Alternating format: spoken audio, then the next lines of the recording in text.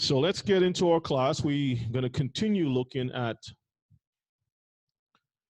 questions and tackling those questions accordingly. Let me see if our sister who asked this question, she's here. All right. So family, we have this question, and I would like to see if you all can answer it. Question is, this is right here in the U.S. I have a question with regards to graven images. Selfies, pictures with images, all forms. I was led to this realization by Yuwa. I would like to hear your thoughts on that subject and or a lesson as well as the additional info provided as the whole house is being gathered. Okay, so my question to you, family, what are your thoughts with regards to selfies? Do you consider selfies to be prohibited? Pictures, selfies, according to the Torah, do you feel that it should be prohibited? Would that be considered a prohibition according to the Torah? You want to say something to Shmuel? No, that's the question. So let's see if anyone can chime in. Okay, let's hit Dutch Mole. Go ahead. One, two. This is a question that I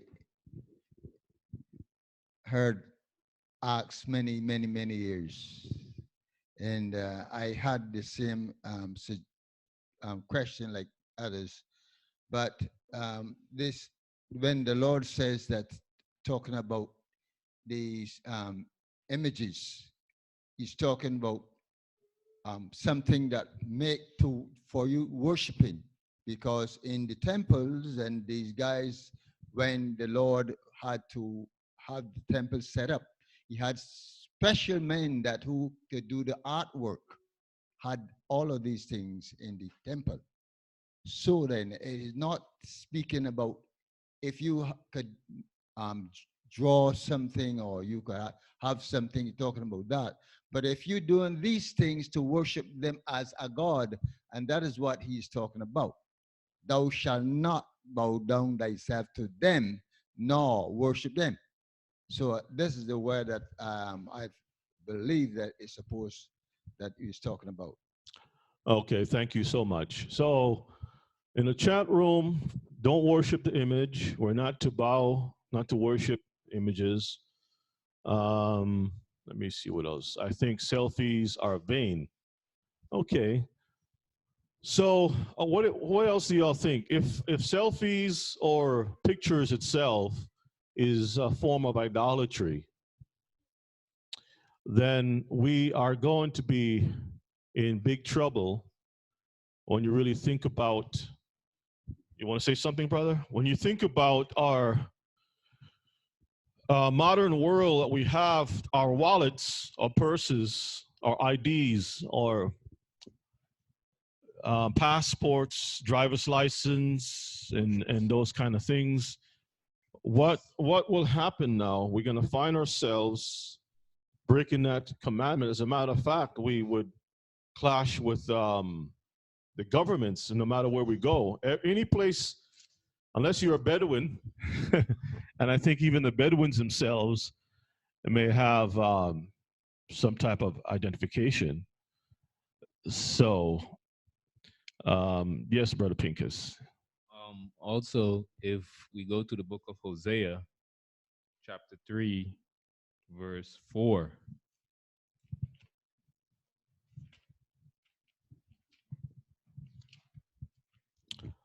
Hosea 3, verses 4. Okay. When you get it, just go ahead and read. It says, "For the children of Israel shall abide many days without a king, and without a prince, and without a sacrifice, and without an image." Without a what? An image. An image. Huh. And without an ephod, and without a teraphim. Without an image. So the Bible says that there'll be a time when Israel would not have no image. and we can we'll dig into that. Just want to get your thoughts before. Okay, so let's see what's in the chat room. 1 Kings 16 and 29. Let's see what it says, Josh. I know we're gonna cover some things in the book of Kings also. No, Elder, 1 Kings. Book of 1 Kings.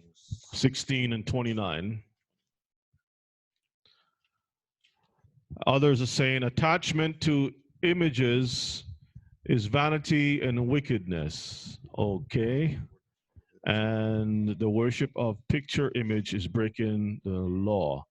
We had a carved image inside of the temple on the walls. Okay. I don't even hang pictures. That's just me. Okay. And we have other verses in the Bible. So we will go through some things, and hopefully it will help us to gain some understanding as far as if that's considered the breaking of the Torah.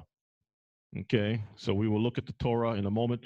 Read for me 1 Kings 16 and 29, and then let's see what it says. Sure to want to read that verse. Let me take a look. No, that's not. Let's leave that. Okay. All right, family. So let's tackle this this particular 6 and verse 29. 1 Kings 6. Okay, we will cover. I think I got that. Yeah, we'll cover that. Just hold on. All right, family, let's look into this.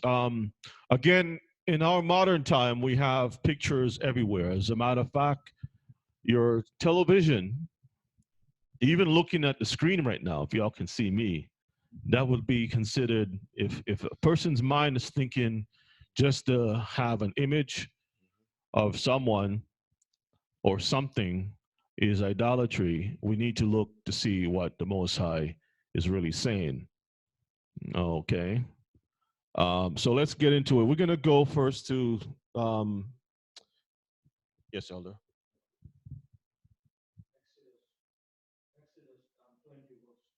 We're going there. Okay, family. So let's go to the book of Shemot, Exodus chapter 20. And we're going to go down to verses 4, okay? Get right to it.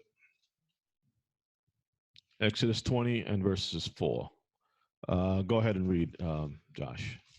The book of Exodus, chapter 20, and verses 4. Thou shalt not make unto thee any graven image. So the Bible is saying to don't make any graven image. Okay? Read. Or any likeness of anything that is in the heaven above, or that is in the earth beneath, or that is in the water under the earth. So he's saying, or any likeness of anything. Don't make any graven image or any likeness of anything that is in heaven above, or that's in earth beneath, or that is what? The water under the earth. The water under the earth. So a likeness of anything doesn't have to be necessarily graven. Is that correct? Correct. Is that what we were reading according to the text? So we're going to do the best we can to have an understanding of what our Abba intended for us. If we read it and stop there, it will appear that we have committed a crime against our Heavenly Father. And I believe that pretty much the whole entire earth, world, people on this earth will be in error or guilty of breaking this commandment. Is that correct? Would you all consider yourself guilty when you really think, sit back and think of the vast amount of images that we find around us, coloring books, pictures on the wall, billboard signs, whether you're in a jungle somewhere, you got cave paintings and tree carvings and, totem poles up in Alaska. Mm-hmm. And, you go on the beach and someone is drawing a picture of a whale on the sand. We're going to be in big trouble. Yes. Baby toys. Ladies painting little images on their toenails and fingernails. Also, I think we have to be mindful that the alphabet, the writings itself is in what form? I mean, ask yourself. I mean, they are literal drawings. I mean, the ox, Aleph. I mean, Mhm. you go to the Bet and all these different letters that make up a Hebrew, they are literal drawings. So what are we saying when we Now, let me ask this question. Ima, you can take the microphone. Let me ask this question. When it says anything, what about drawing of dirt, drawing water, something that we wouldn't consider to be uh, living per se, a rock, drawing a rock? Would that be considered any type of drawing or any type of carving, any type of reproduction of anything that the Most High has made? Would that be considered breaking this commandment? Let's think about that. Ima, go ahead. Yes, the first thing that we have to find out is what the word graven means. So after we find out what the word graven means, then we could understand what it's speaking about. Okay. So we get to know that the word graven means to shape by cutting with a knife or a sharp tool, or to sculpture. You see people, okay, even there in the mountains, they have um, the sculpture out these different presidents on Mhm. the mountains. The Rushmore, Yeah. Rushmore monuments. Rushmore, yeah. Someday about Mhm. Mount Rushmore. And then you notice they have people that sit down and they carve out different shapes of people and animals and different things. So when you talk about graven, you're talking about to cut something out and shape it into whatever images that you want it to shape out into, and then to bow down to it and to worship it, have it there as something to glorify. So this is what it's talking about, being a graven image. Let me just say. Okay. So, yeah, we're gonna read verses 5, Josh, and Verses 5. Mhm. Thou shalt not bow down thyself to them, nor serve them. So he didn't stop at the graven. He says to bow to these things, nor do what? Serve them. No, serve them. Read. For I, the Lord thy God, am a jealous God, visiting the iniquity of the fathers upon the children, unto the third and fourth generation of them that hate me. So the stipulations have to do with what? Worship. Okay, and we will see that it has to do with that. We will cover a little bit more on it. Yes, I Ima. just want to do the reading, the same graven image in Isaiah 44, verses 13 and 14. Go ahead. 13 to 15.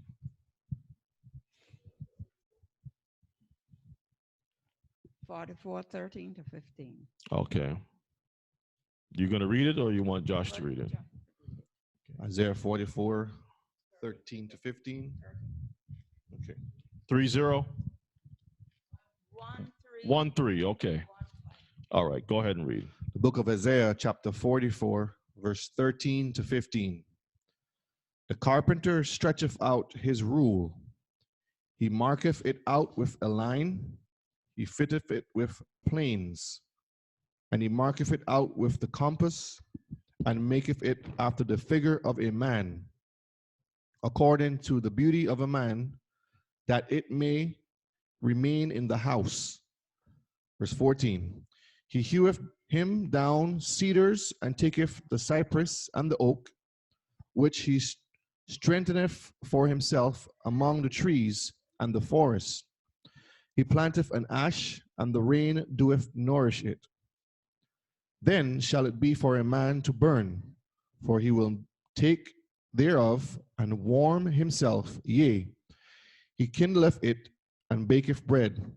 He maketh a god and worshipeth it. He maketh it a graven image and falleth down thereto. Okay, we're gonna save some of that other stuff for later, but let's get into it. So, why would you think that the Most High? Give me the definition for graven. Let's All get right. that first The of all. definition for the word graven means to carve, to sculpture or fashion, or to form. Okay, so forming also. All right, so when we look at graven, it doesn't stop in graven. The Bible says in Exodus chapter 20 and 4, or any likeness of anything, not just graven, but also other forms. Because idolatry itself is worship of something that is designated as a power that doesn't have any life or cannot give life. And idolatry doesn't necessarily have to be something that is carved. It can also be a living person. A person can be, this is why you have the term American Idol. You have these people who says, well, you're my idol. Because they, in their minds, they worship, they consider that person in their minds as someone to deify, as a god. Okay, so we got to be careful with that. All right. Say again. Cover a couple words here for the. Okay, let's get the words. What do you have? Some All right, so definitions? definitions. Okay, so go through the definitions. What do you got? All right, so we'll break down the word graven image. We break down the word graven already, which we said to carve or to sculpture, to fashion or form. The word image means a representation of, likeness, a sculpture, a carving, an impression, a reflection, a portrait, a statue, or a print of. Now, when you put it together, you are representing something that you are basically looking at. So let's look at the word impression. Impression needs to have something to stamp on another object. One object stamping a mold of one. A mold is pressing itself against something else. When we look at our monetary system, you have pictures on or impressions with just ink between it, and the ink is transferred onto these things. Sometimes impressions can be a needle, like you have embroidery work, where it can design flowers, embroidery into cloth. Flowers, isn't flowers something made on this earth also? Correct. Okay. You also have your coins, impressions into coins. Okay. Shekelim itself have impressions. Okay. Remember Yeshua picked up a coin and he says, whose what? Superscription or image is on this. Mm-hmm. They said, Caesar. They said Exodus chapter 20 verses 4. Why would Yeshua touch the coin if that was idolatry? He says to give to who? Can you get it for me, please? Can you get it for me? Let's read it. Let's find that. If our commander-in-chief, Yeshua,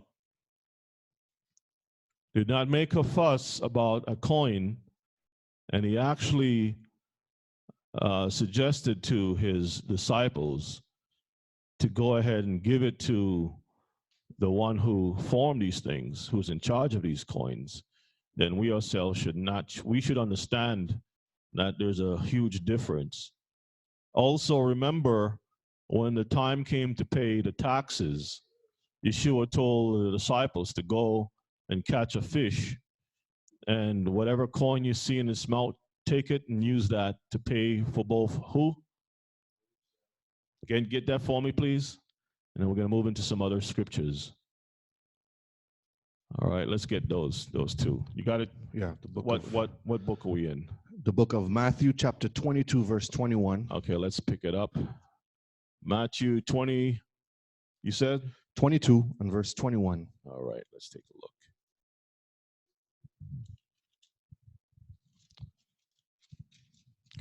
We'll start at verses 17. Yep. The book of Matthew, chapter 22, verses 17. Tell us therefore, what thinkest thou? is it lawful to give tribute unto Caesar Uh-huh. or not? But Yeshua perceived their wickedness and said, Now let's pause for a moment. Tribute, what does that mean? Is tribute something like, let me bow down to Caesar? Taxes, okay, taxes. Thank you so much. Because tribute can also mean to, like, if Caesar requires that you bow to the coin or you bow to an image, you're paying tribute to the commander in chief. All rise, or everyone bow, depends on the country that you're in. We're going to find ourselves in trouble. Is that correct? Okay, so let's read. O'Shea. But Yeshua perceived their wickedness and said, why tempt ye me, ye hypocrites? Uh-huh. Shew me the tribute money. And they brought unto him a penny. And he saith unto them, whose is this image and subscription? Verse 21. And they say unto him, Caesar's. Then saith he unto them, render therefore unto Caesar the things which are Caesar's, and unto Elohim the things that are Elohim's. Okay, so he didn't say, cast away that idol from me and throw those things away. He didn't say that, did he? Nope. Okay. So then the focus would be upon what? What do y'all think it is? What is the aspect? What is the focus that the book of Exodus 20 is about? All right, we will read some other things. Get me that other one with the fish. You got it? Matthew 17. Okay. Matthew 17. Let's take a look. And what verse? 4:24. Okay. Matthew 17, 24 to 27. All right. And check out that word for me, tribute. Okay. See if what you find in that word tribute, brother Pincus. Got you. All right. The book of Matthew, chapter 17, verse 24 to 27. And when they were come to Capernaum, they that received tribute money came to Peter and said, doeth not your master pay tribute? He saith, yes. And when he was come into the house, Yeshua prevented him, saying, what thinkest thou, Simon? Of whom do the kings of the earth take custom or tribute? Of their own children or of strangers? Peter saith unto him, of strangers. Yeshua saith unto him, then are the children free. Verse 27, notwithstanding, lest ye should offend them, go thou to the sea and cast a hook, and take up the fish that first cometh up. And when thou hast opened his mouth, thou shalt find a piece of money, that take and give unto them for me and thee. So do you think that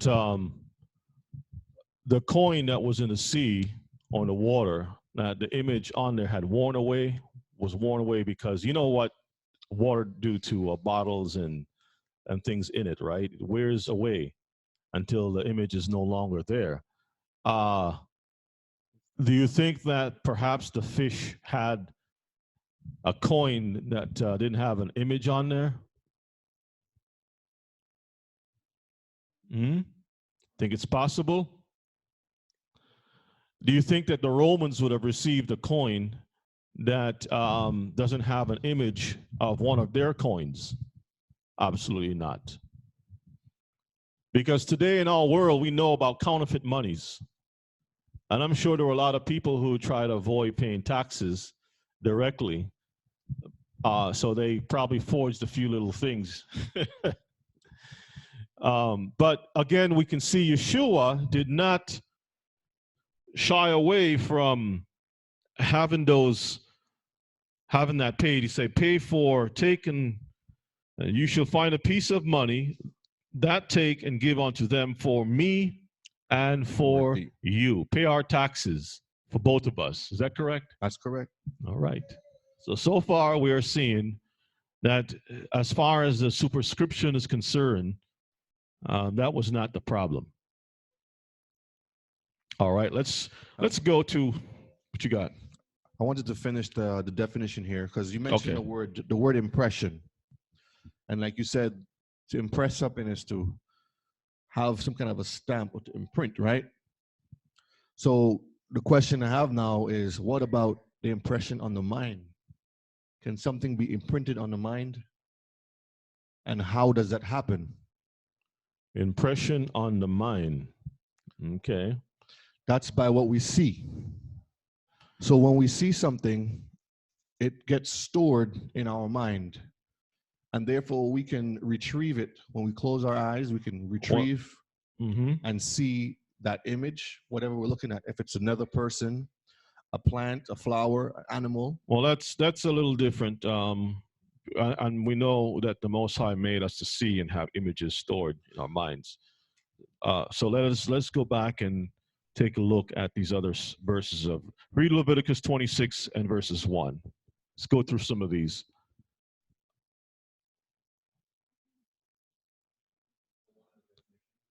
Yeah, you got tribute? Okay. There's a noun and then there's a historical Okay. definition. So I'll just read the historical definition. Tribute. It says a payment made periodically by one state or ruler to another, Okay. especially as a sign of dependence.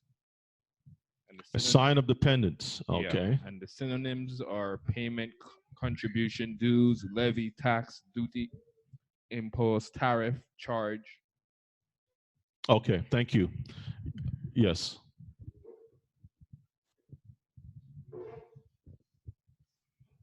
I'll hear you. Go ahead and speak from there.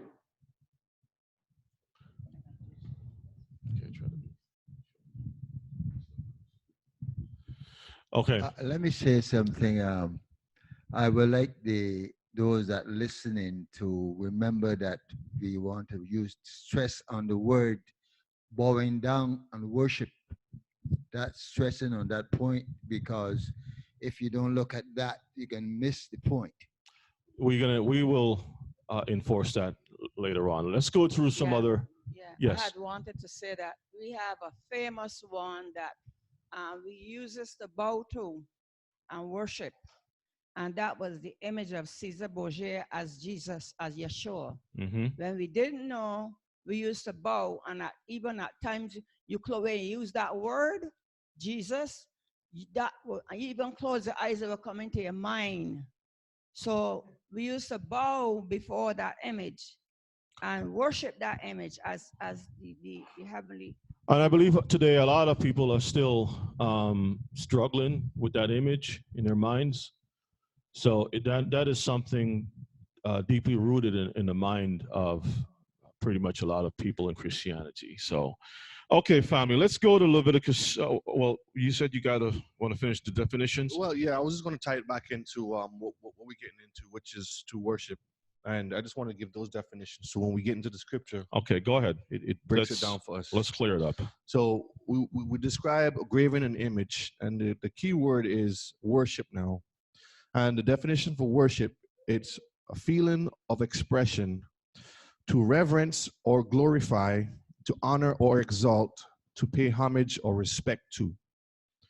And when we look at how it is with anything that we see or we sculpture or make, the scripture says not to bow down or to worship. So when we get into it, it will tie back to having that feeling of expression to exalt or to reverent or glorify.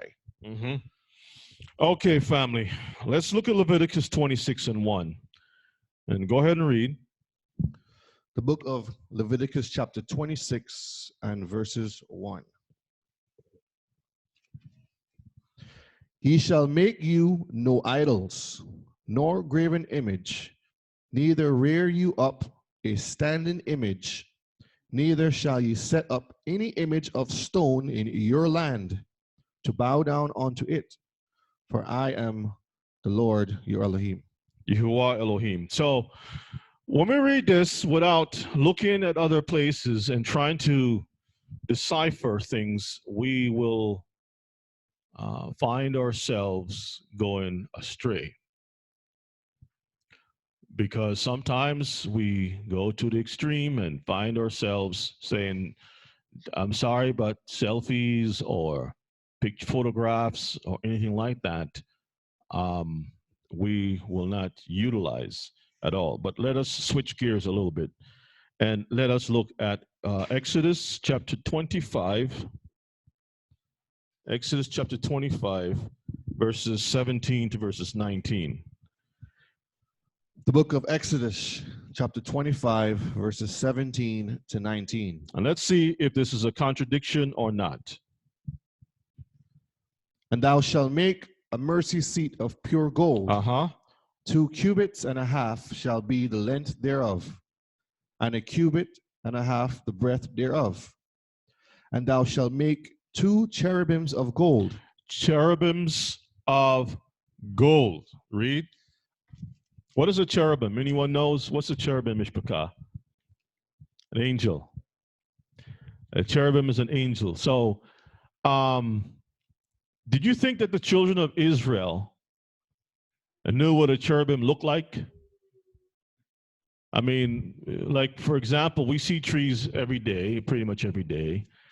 We see different creatures. We see flies. We see cockroaches, depends on your environment. Ants, birds, pigeons, flowers. These are all likenesses of things. These are all living things. And likenesses of those things would be any form that resembles those things. That would be a likeness. But I don't know if we have a history of seeing angels on a daily basis, like in the form that have wings and so forth. So this is something that we need to look into. What do you have? I was just going to say, they did appear to several of our ancestors. Yeah, but it appeared to certain people. That's true. Did they went out and make a picture of this angel that appeared and disappeared? No. So no one has any records of what that angel looked like. Okay, so let's read on. 25 and verse 18 again. And thou shalt make 2 cherubims of gold. Of beaten work shalt thou make them in the 2 ends of the mercy seat. And make 1 cherub, one cherub on the one end, and the other cherub on the other end. Even of the mercy seat shall ye make the cherubims on the 2 ends thereof. When it says beaten work, what does that mean? Beaten work. Craft. Anyone in the chat room, what's beaten work? Beaten work. Who wants to look up for the definition for that? What is beaten? Metal work. So metal work, in order for you to get the thing to look like an angel, all right, Brother Benjamin says like a sword. Well, Sanisi said like a sword, Brother Benjamin fashioned into an image like a sword. Okay. Something that is fashioned into. So you have to beat the metal, shape the metal to get the metal into a certain form. Is that correct? Correct. Okay. So let me know. It says, Brother King, rounded work that is molded by hammering. Beaten. When you hammer it, sometimes you got to use a little chisel to shape it up and get the detail work into it. When you use a chisel, would that be considered graven? Would that be considered? Okay, yes. All right, family. So just by reading Exodus 25, does that sound like a contradiction to the Most High's word when he says, you shall not make unto you any graven image or any likeness of anything that is in heaven above, or that is in the earth beneath, or that is in the water under the earth. A cherubim comes from where? Heaven. But there's one thing though. In that same book, Exodus chapter 20, I don't know if you're going to cover that, verses 22, 22. What do you got? 22 to 23. It says, "And Yah said unto Moses, Thus thou shalt say unto the children of Israel, Ye have seen that I have talked with you from heaven." Verse 23. "Ye shall not make with me gods of silver, neither shall ye make unto you gods of gold. An altar of earth thou shalt make unto me, and shalt sacrifice thereon the burnt offerings." Oh, so let's ask a question. Is a cherubim a god? Did the Most High say make a god? Okay. So bowing down is something that he objects to any form, anything that is made or fashioned. If we have to stop where the prohibition of graven, we'll be in trouble because it even this itself, it sounds like a contradiction. Why would you say to don't do graven stuff of gold, as you just read, and silver, and then turn around later on and say, make this beaten work? Let's get Numbers 21 and verses 9. So on the screen, you can see the scriptures, Numbers 21 and verses 9. Book of Numbers, chapter 21 and verses 9. Mm-hmm. "And Moses made a serpent of brass and put it upon a pole. And it came to pass that if a serpent had bitten any man, when he beheld the serpent of brass, he lived." So the people themselves know what a serpent looked like. Is that correct? And so you can recognize that that's an image of something that I know bites. Okay, and I can match the two. It's a graven image or molten image or fashioned, form, beaten, however you want to put it, something that is formed that resembles another living creature, which is placed on a pole, and everyone is seeing this thing so that they can live. All right. Now, Do you have this the scripture? Deuteronomy 4. no, let's just hold that for a second. What is it? It covers what we're talking about right now. Deuteronomy chapter 4. Okay, so you want to cover that. Do it from well. Yeah, the cherubim, this cherubim images, for what reason that these had to make these for? The scripture says they were for a pattern of that was in heaven, is right? Well, we're coming to that. Now that you bring that up, in order for Moses to give the instructions of making a cherub or cherubim to the designer himself, Moses need a blueprint. Is that correct? So the Most High is giving Moses what this thing's supposed to look like, either directly or through his ruach, his spirit, putting that image within the mind of the person that they can know how to fashion this thing. And the two angels had to look identical, one left, one right, or however it's set up. Yes, Elder.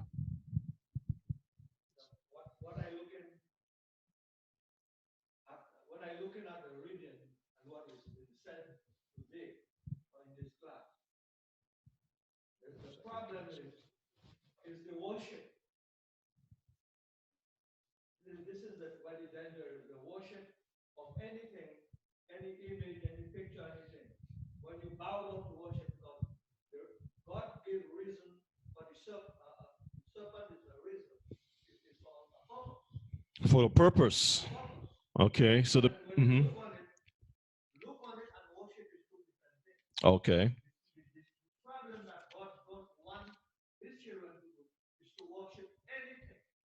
Anything, whether stars, trees, moon, cow, anything that So what Elder is saying is that the issue is worshiping, bowing to worship, not just bowing, but bowing to recognize. So we won't have to repeat ourselves. The whole issue that we're looking at, selfies, are we bowing down to a selfie or a photograph and reverencing this thing as if this thing has made you, made the earth, made the sea, made every living creature? That is the issue. We have, let's wait, let me go through some of these things, okay?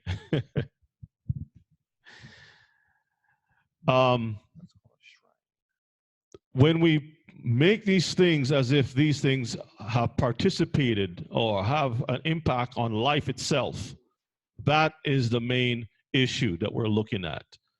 So is a selfie considered, or can a selfie be considered an idol? Absolutely, it can be. People can be considered an idol. You can take a cow, well, technically speaking, an idol is something that is a form of something else. But people can regard living things as idols, but normally an idol is a copy or replica of something else out there. It's a mirror image or an impression of something else that is formed. So you can have a real cow and you can make an image of that cow, and the cow can go eat its grass, and then you can put the statue to remember in your shrines or whatever the case may be. All right? So don't lose focus, family. The whole issue is all about bowing and worshiping these things. Now, people can take pretty much anything, and in their hearts, if the fly saved them, they can turn that fly into a god. Do you understand that? So people, through whatever spirit that they're moved by, can make anything into gods. But what I'm doing right now is to take a look at what the Torah is saying. Look at history in the book of Kings and so forth, and get an understanding of where the problem came about. Because the Most High sanctioned the making of cherubims. Mm-hmm. He was the one who sanctioned it. That will sound in itself a contradiction. But when you read it with the proper understanding, he is the one declaring that he is the only living Elohim who has made the heaven, the earth, the sea, and all that there is. And anything other than that people bow down or worship is false. Okay? It's idolatry. It doesn't matter whether you grave it or not grave it. Anything that is outside of that is considered to be idolatry. Does that make sense? So let's read 2 Kings 18:4. The book of 2 Kings, chapter 18. And then I'll go through some stuff, and whatever that y'all, whatever that I didn't cover, y'all can give it to me, and we can take a look at it, okay? Because some stuff I have to go through. So just be patient. The book of 2 Kings, chapter 18, and verses 4. He removed the high places and break the images and cut down the groves and break in pieces the brazen serpent that Moses had made. For unto those days the children of Israel did burn incense to it, and he called it Nehushtan.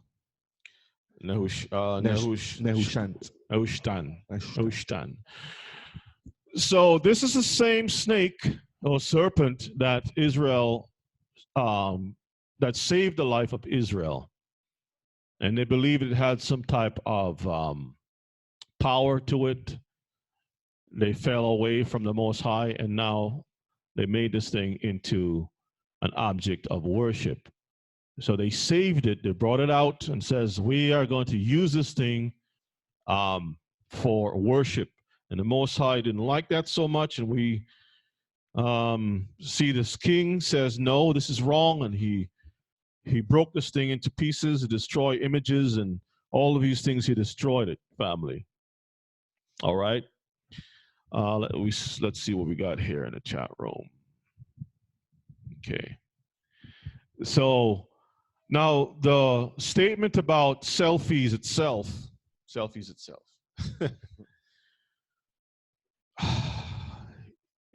it tends to kind of border in idolatry to some degree, because the Bible will let us know that idolatry, and then we're going to go to go to Samuel. Idolatry itself is a vain thing. It's vanity, because it's useless. It doesn't bring life. It doesn't do anything. It has no power to do good or whatever. It's just a false replica that people have deified. Selfie, people glorify themselves by, I'm not saying this is the case for everyone. You take a picture of yourself and you keep it there and you just want to remember a certain event or time, a moment in time or something. Whereas some people cannot do without taking a picture of themselves and to make that image of themselves be glorified among the population. And that's a problem. Because what happens is, like, for example, the Kardashians, they have their faces all made up and they put a picture on Twitter, and a lot of women look at these pictures and now, you know, I want to Be like that. be like that. And you can't speak ill about the Kardashians, you'll get destroyed. People troll you down and destroy you, because in their minds, these people have been deified with their images, and they would continue to maintain these images in the public square, so they can build themselves up financially, and people follow them, and in some ways they can also worship them. There are people who physically pray to certain celebrities. Yes, Is that correct? that is correct. There are people who actually do these things. So let's go to Samuel chapter 19. We'll read verses 15 to 17. Book of 1 Samuel, 1 Samuel. chapter 19, verses 15 to 17. Now, this is a little humor here too when you read this one. Go ahead. And Saul sent the messenger again to see David, saying, "Bring him up to me in the bed, that I may slay him." Bring me close to the bed so I can kill him in the bed. Go ahead. And when the messengers were come in, behold, there was an image in the bed. So when the assassins came, they saw an image in the bed. Read. With a pillow of goat's hair for his bolster. And Saul said unto Michal, "Why hast thou deceived me?" Michal. Sorry, Michal, "why hast thou deceived me so? And sent away mine enemy, that he is escaped?" And Michal answered Saul, he said unto me, "Let me go. Why should I kill thee?" So what is this that that was in the bed? What would you call that? A stuffed A dummy. what? A dummy. A dummy. A decoy. A dummy. That's correct. Family. So if we have to take the literal sense of Exodus chapter 20 verses 4, David himself would have broken, or his wife would have broken the Torah by taking the time and making a dummy, like a scarecrow, stuffing it with stuff and putting goat's hair on it to make it look like an image, like David is sleeping. David is curled up sleeping like this. The beard. And his beard popping out through the sheets. And David would have broken the Torah, right? Is that correct? So the Messiah, who's supposed to be after reign in the seat of David, would have been also a false Messiah, because after all, David was set up based on false stuff, right? Okay, so let's move on down to the letter of Jeremiah. That's in the Apocrypha, chapter 1, verses 70 The letter of Jeremiah. You got it? Okay. So the cherubims, family, was something in the Garden of Eden. Yet we don't have any instructions to make a cherubim until the Most High has given Moses the instructions to do so. And Moses made the cherubim after the pattern that the Most High gave. And there are other things that Moses had made that are likenesses, like the pomegranates, and the clothing, and other things like that. So letter of Jeremiah, chapter 1, verses 70. Okay, so these are the things that we have to weigh in the balance to get a better understanding, because some people will pick out pieces and run with it, not fully understanding. Okay. You ready? Let's read it from there. So I'm pulling up on this one here.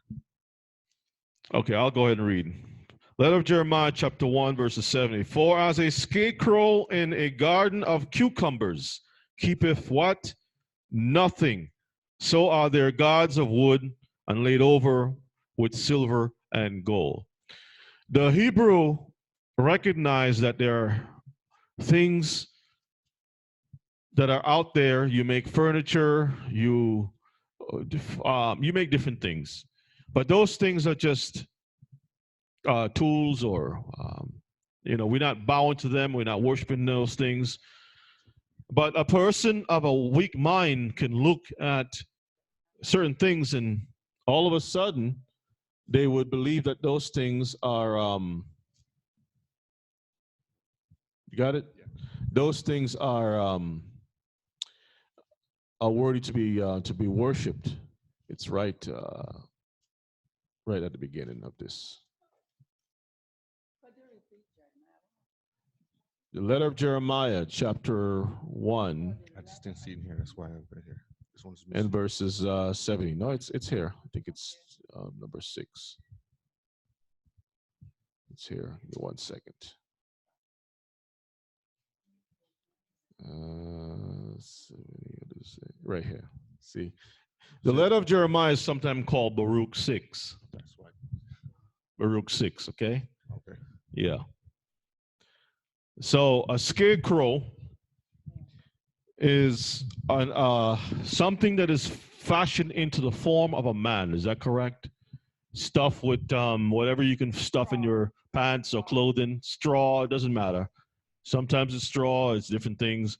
And it's placed there so that it can put an image of a person that the birds will see and stay away from the garden. But it's not able to do anything. It's not keeping anything. It's not keeping the garden. The scarecrow doesn't get up and say, let me water these cucumbers so they can grow. The scarecrow doesn't get up and chase the birds at all. But a person can take the scarecrow and of course they can worship it. This is where the problem comes in. Let's get 1 Kings chapter 6 and verses 1.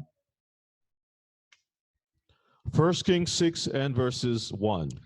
The book of 1 Kings 6 and verses 1.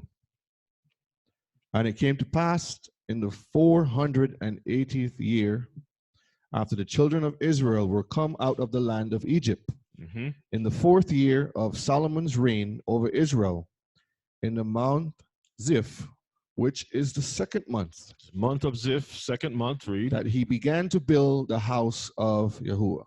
So now we're looking at Solomon's rule, and he's going to build a house of the Most High.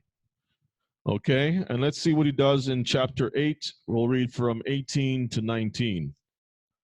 1 Kings chapter 8, verses 18 to 19. We'll just jump into the points. Go ahead and read.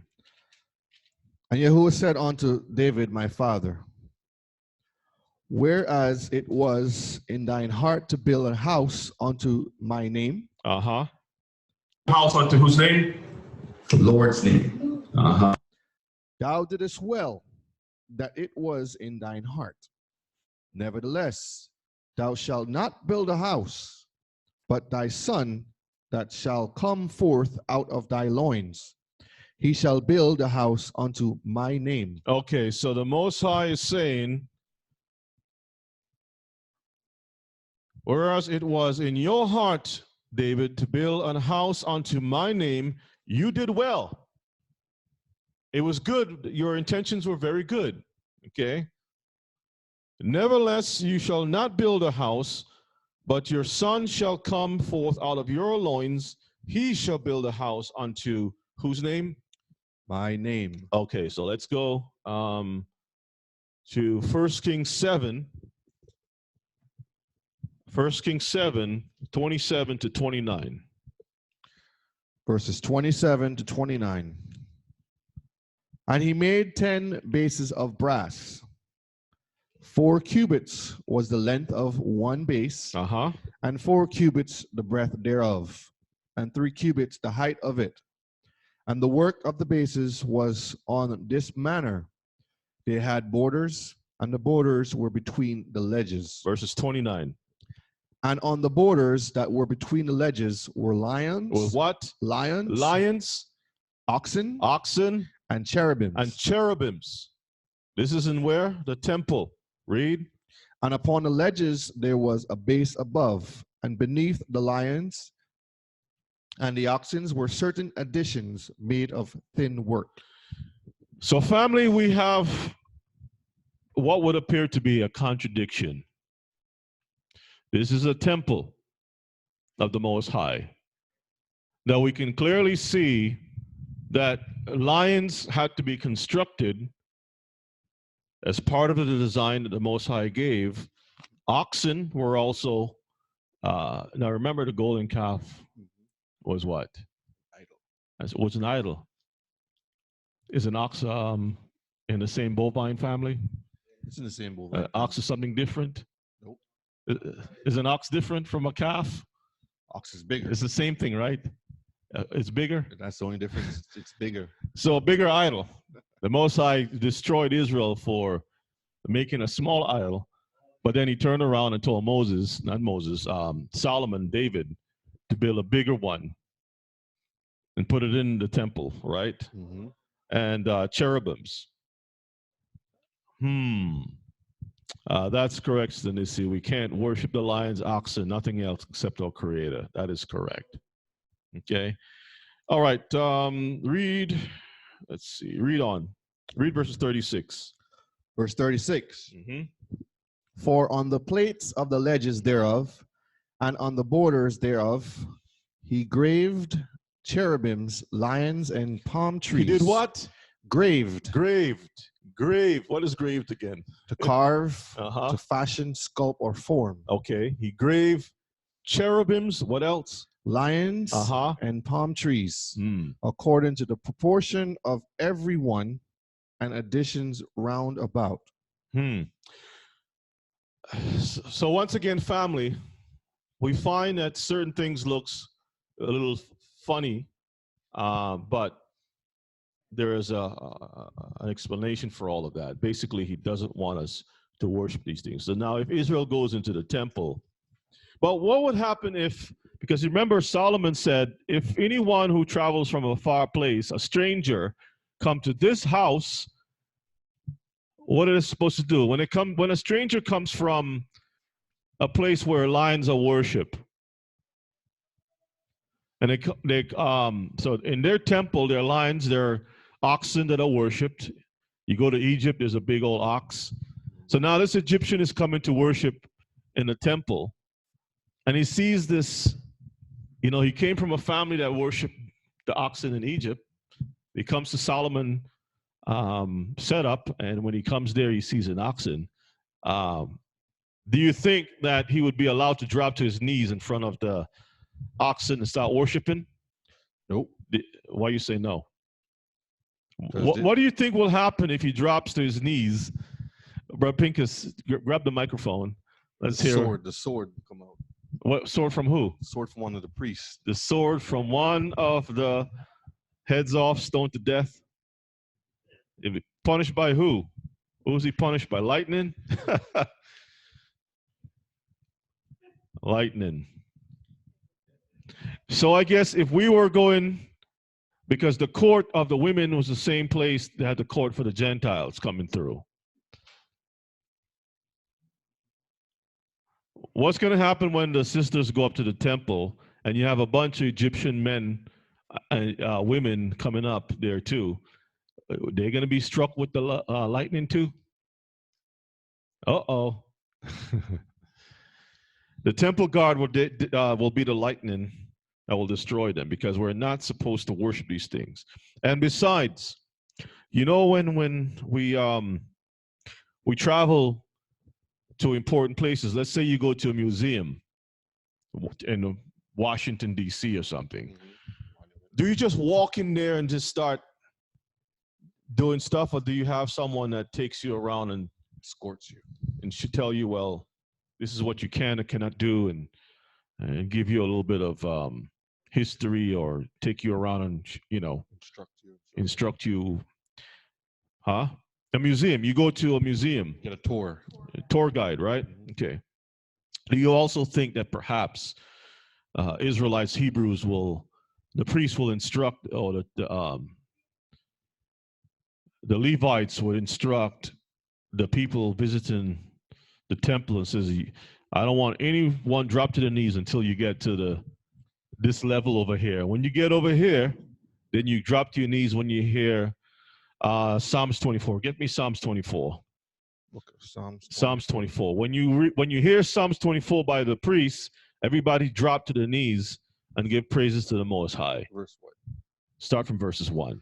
Book of Psalms 24, verses 1. What does it say? The earth is the Lord's and the fullness thereof. And all of a sudden, everyone just dropped, boom, to their knees. The world and they that dwell therein. Uh-huh. For he hath founded it upon the seas and established it upon the floods. Mm-hmm. Who shall ascend into the hill of the Lord? Who shall stand in his holy place? He that hath clean hands. He that have what? Clean hands, Mm-hmm. and a pure heart. Pure heart. So you come into the temple and Psalms 24 is being read. The priest got the you know, sometimes when a person got a weapon on the side, they would brandish the weapon just a little bit. You know, to just pull it out of the case, the holster, just a little bit, let you know that, listen, Ready. as a matter of fact, let me flick the safety off. The safety off of it. You know, and get ready just in case any sudden moves. 2 shots. Okay. So you think the priest probably like, pull that up a little bit. So when the sun hit that steel, It's a steel shine, blade. shimmer.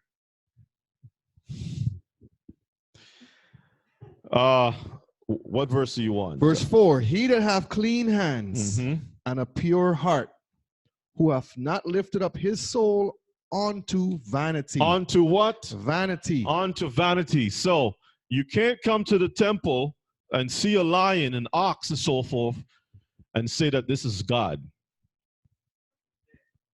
And then you tell the priest or the Levite, I'm sorry, but I thought that where I come from, that's what we do.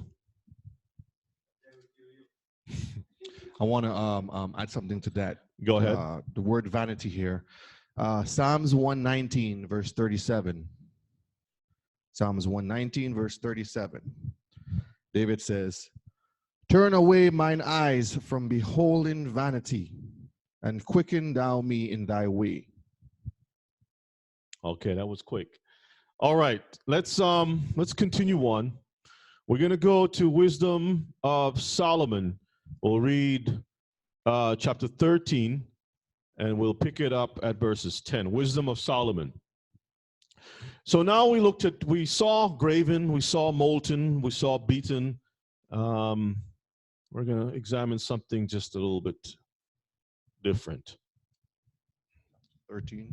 13 and verses 10.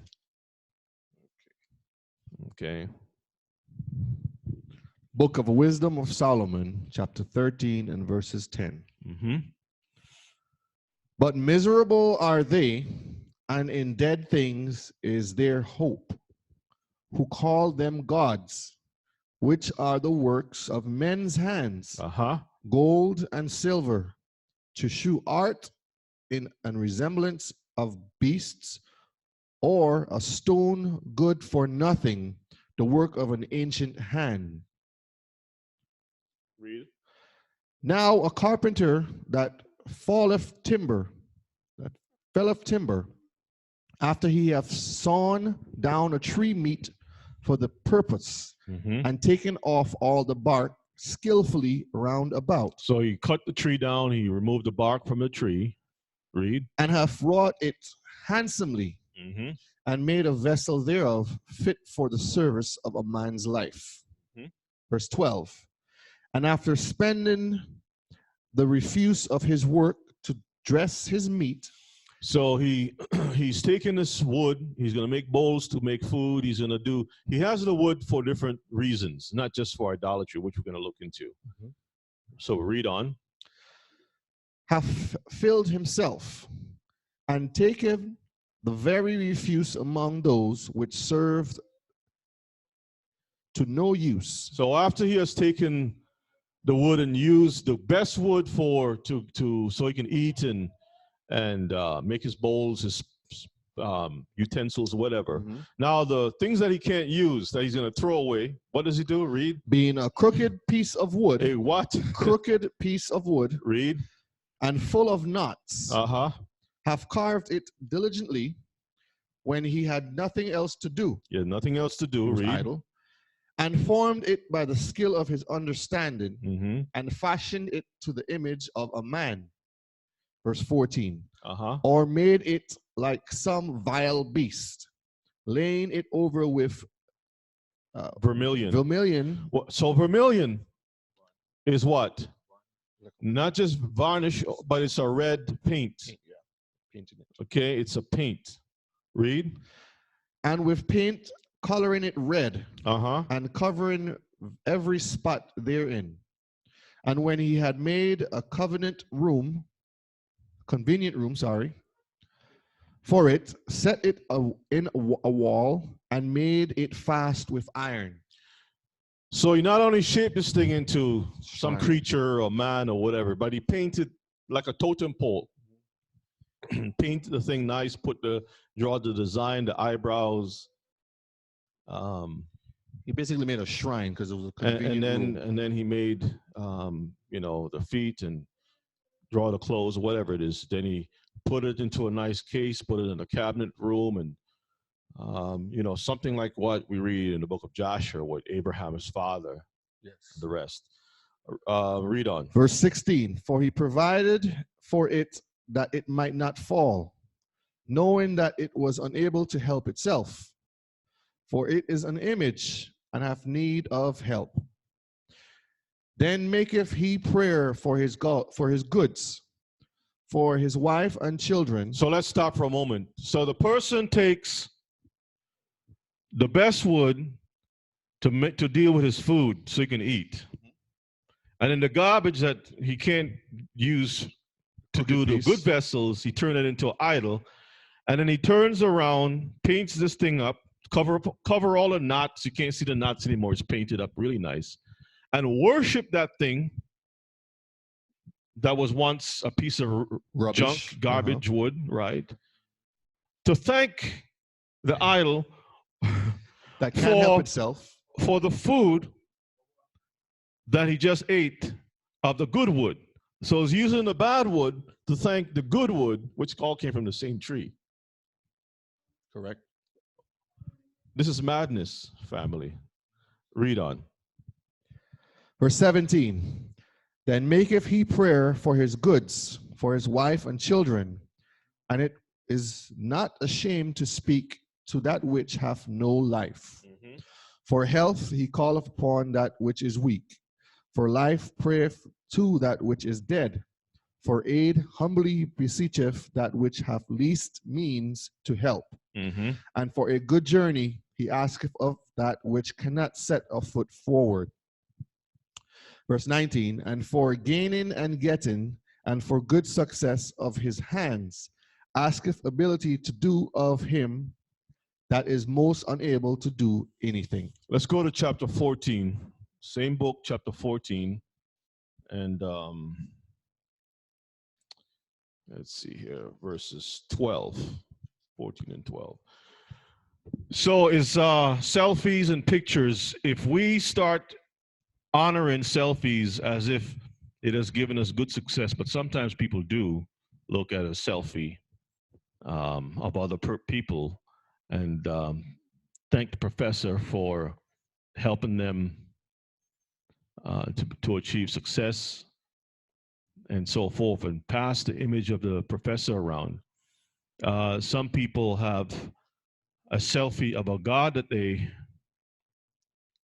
came to in contact with, and let's say you're traveling to Asia or something, and this is you're traveling on a far journey, and you're accustomed to going to the Hindu temple to pray, and it's so customary for you. Now you're traveling on a school visa or something, school pass, and you go into the temple and you take a picture of it, and then when you're going to school to learn, you give you a little reverence by looking at the photograph and such like that. That is possible. In this day and age, there's a lot of things that are possible.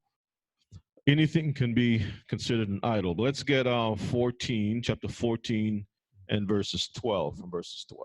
Just verse 12 alone? No, we'll read from 12. Okay. Okay. For the devices of idols was the beginning of spiritual fornication. The devising of idols was the beginning of spiritual fornication. In other words, you look at this thing and presume that it can make you as a god. Does that make sense? This thing, you believe that this thing is going to make you into a god. Go ahead and read. And the invention of them, the corruption of life. So in your heart, you have started to work out what is more powerful than Elohim, or what is a comparative of Elohim, what can give you the knowledge, the wisdom as Elohim give you, and in your mind you start to have this imagery, then it is manifested in the other things around you. It corrupts your life. Go ahead and read. Verse 13, for neither were they from the beginning, neither shall they be forever. Mm-hmm. For by the vainglory of men they entered into the world, and therefore shall they come shortly to an end. For a father afflicted with untimely mourning, when he hath made an image of his child, soon taken away, now honored him as a god, which was then a dead man, and delivered to those that were under him ceremonies and sacrifices. Read. Verse 16, thus in process of time, an ungodly custom grown strong was kept as a law, and graven images were worshipped by the commandment of kings.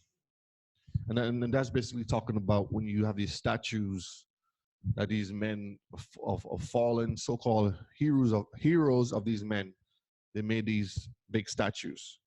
Mm-hmm. Verse 17, whom men could not honor in presence because they dwelt far off.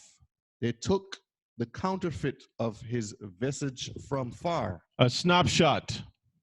Read. And made an express image of king whom they honored, Mm-hmm. to the end that by this their forwardness they might flatter him that was absent, as he were present. Mm-hmm. Also, the singular diligence of the artificer did help to set forward the ignorant to more superstition. Mm-hmm. The one who formed it puts more life into it and enhance the image to the point where it has more superstition. Sometimes what creates even more superstition is that Mary was crying. I saw the statue move a little bit.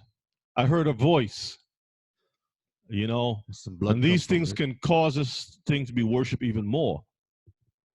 You understand? So let's move on.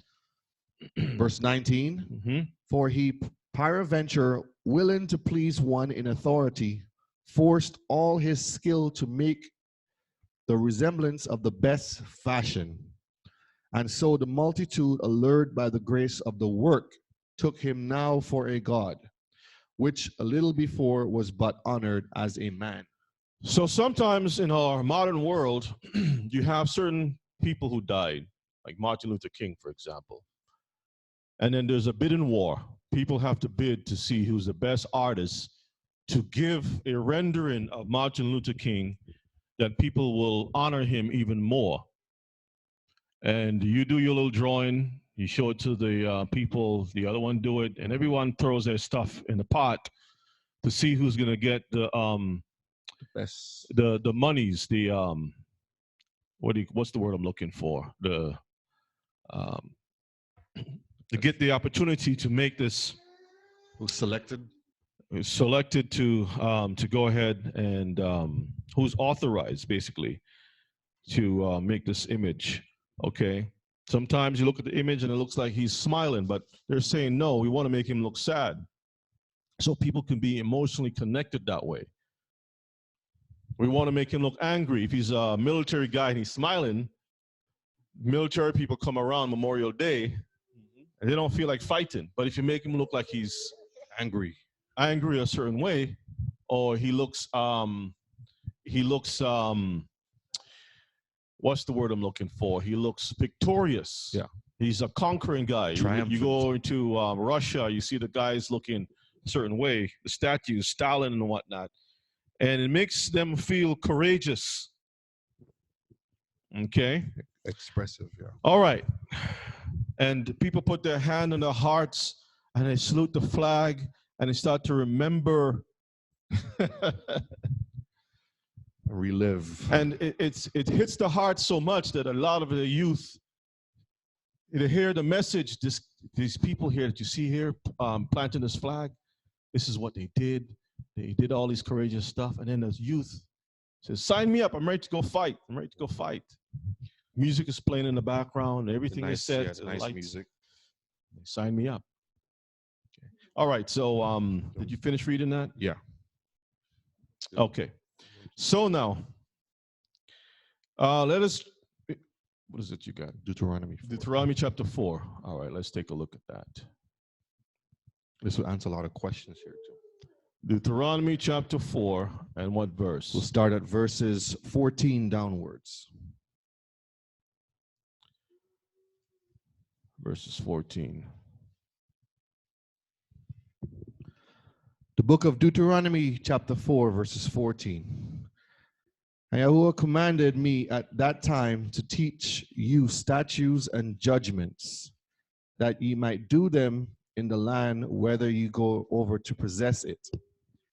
Take ye therefore good heed unto yourselves, for ye saw no manner of similitude on the day that Yahuwah spake unto you in Horeb out of the midst of the fire. Verse 16. Lest ye corrupt yourselves and make you a graven image, the similitude of any figure, that likeness of male or female, the likeness of any beast that is on the earth, the likeness of any winged fowl that flieth in the air, the likeness of anything that creepeth on the ground, the likeness of any fish that is in the waters beneath the earth. Verse 19. And lest thou lift up thine eyes unto heaven, and when thou seest the sun, and the moon, and the stars, even all the host of heaven, shouldest be driven to worship them, and serve them, which the Lord thy Elohim have divided unto all nations under the whole heaven. But Yahuwah hath taken you and brought you forth out of the iron furnace, even out of Egypt, to be unto him a people of inheritance, as ye are this day. All right, that's all we need. So it says, should us be driven to worship them. So if we're motivated to take anything, whether it's a selfie, or it's a we, or us, we, or whatever you want to call it these days. You know, now they call it an iPhone. I. Everything is I. No matter what it is, family, anything that is utilized and the glory do not go to the creator, but goes to an object, a person, a creature, anything whatsoever is idolatry. whether it's manifested on the outside or it's internalized within the heart of someone. And sometimes we have to be very, very careful, especially when we come to worship. You can have problems if you go to the Christian church where the pastor has been lifted up to a level of godlike figure that people idolize the minister, and the minister do not set the standard, showing that when you come here, I am only a minister of the Most High's word. I am not the replacement of Elohim. I'm here to serve him. I'm here to direct you towards him. He's the one that needs to get all the praise. He's the one that gives you your understanding. I'm just a mouthpiece for him. I'm not eloquent enough. This is all I know. This is what he has given me. Moses never elevated himself above the people. He was always very humble. He didn't know something, he went to Elohim and inquired, and Elohim told him what to do. And that is how we ought to be. It is very easy for people to idolize people and to make people into godlike figures and create what you call legends. So all of a sudden, John Smith, for example, becomes idolized in the minds of little children. When they're sleeping, they're seeing Superman flying over, and they're seeing all kinds of stuff. They don't want to be like, they don't want to serve the Most High. They believe that they are the Most High, that they can fly and whatnot. So we have to be very careful. Anyway, we've been, yes. I had a question for you since you brought that up. What about these toys and stuff that children have that represent those gods of Greek and Greece and stuff that they call today comic figures? I don't subscribe to these things whatsoever, because they put images in the minds of the children to believe that there are something more. I know that, for example, little girls are given, even boys, G.I. Joe with the Kung Fu grip. But little girls are given Barbie dolls. Keep in mind what the word is, D-O-L-L-Y. In the English vocabulary, there is, what's the thing? A-E-I-O-U, and sometimes Y. If you take the Y, if the Y replaces the I towards the end, so let's say you move the Y before the word doll. So it says dolly, just move the Y to the front, change that back into I, and what do you have? Idol. A doll, a dolly is basically a small idol.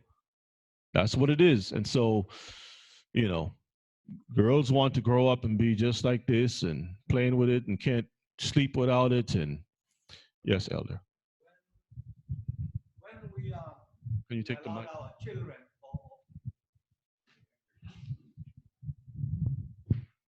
when we ourselves as adults have our children and we present or give them those toys which represent idols, what's